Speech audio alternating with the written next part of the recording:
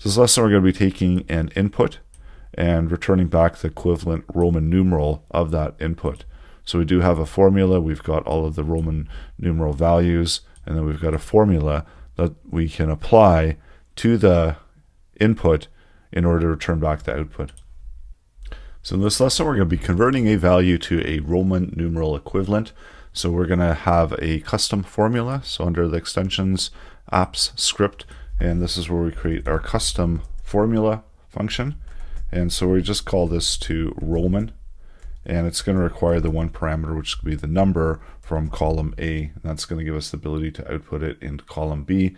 We want to check to make sure if it's type of, if the type of num is not equal to number, then we just are going to return it here, or we're just going to write NaN, so for not a number, and that will be the return. And also let's create a return value. So set up a variable that we can use. So this will just be right now a blank variable, and then we'll return back the value of the Roman numeral. Let's add the formula in. So going into the sheets and the formula bar of where we want the output to be, this is where we add in the function and then add the parameter that we want to use. And so right now it's not going to be returning anything, as we've got some errors there where we don't have a value for Roman. So let's add in some values, and we need a way to have the Roman values. So this can be within an object. So I'm just copying and pasting. So these are the equivalents where the I is 1, IV is 4, V5, and so on. So it's got all of the Roman values that we can match against what the current values are.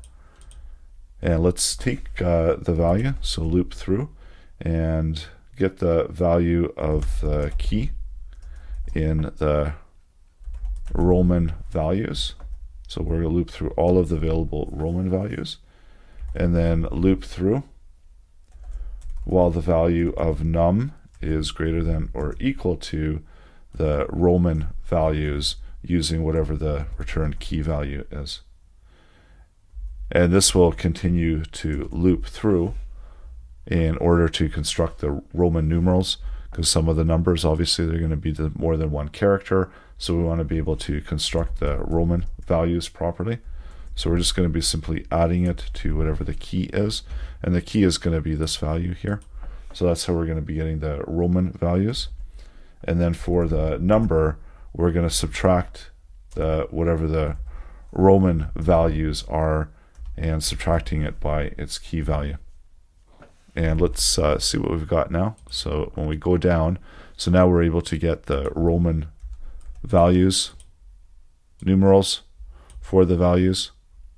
If it's not a number, it's just going to, right now it's just going to return back the num, because this isn't a result. So the result is not a number because it's just blank.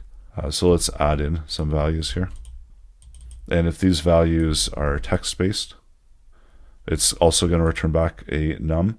So until it's an actual number, it's not able to return back the Roman numerals. So I know that one is quite large. And that's how you can use a formula in order to construct Roman numerals using Google Apps Script.